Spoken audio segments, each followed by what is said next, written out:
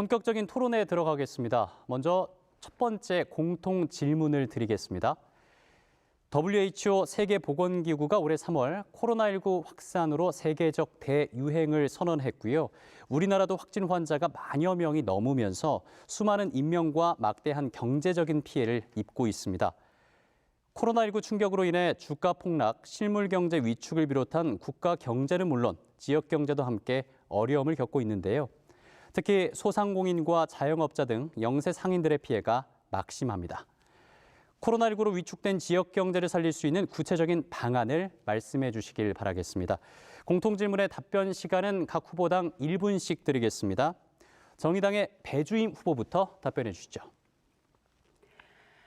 지난 6일 우리 동네에서 44살 된 엄마가 생활고로 10살 된 딸을 목 졸라 죽이고 자수한 가슴 아픈 사건이 발생했습니다.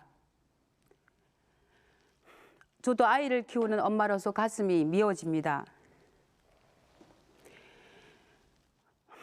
코로나 지원금을 얼마를 어디까지 지원하느냐의 토론은 이제 그만해야 합니다.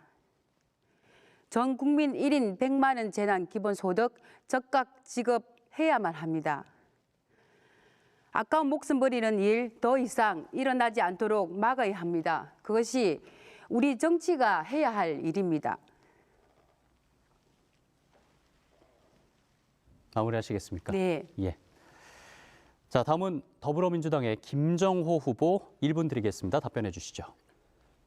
먼저 코로나19를 극복하기 위해 사투를 벌이고 있는 방역진, 의료진들께 감사드립니다. 높은 시민의식, 국민들의 자발적 협조도 감동적이었습니다.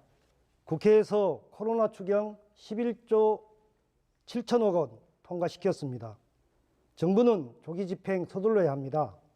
중소기업과 소상공인 자금난을 덜기 위해 대출기한 연장, 실질적 금리 인하 절차도 대폭 간소화해야 합니다.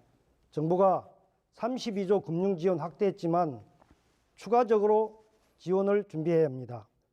대통령이 긴급 재정명령권을 발동해서 하루빨리 전 국민에게 4인 가구 기준 100만 원씩 지급해야 합니다. 지역경제 활성화를 위해 골목 상권에서 소비가 되살아나게 해야 합니다.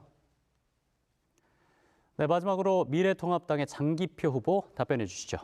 예, 김해 시민 여러분, 그리고 국민 여러분, 코로나19 사태로 얼마나 걱정이 많으십니까? 하루속히 극복되기를 간절히 바랍니다.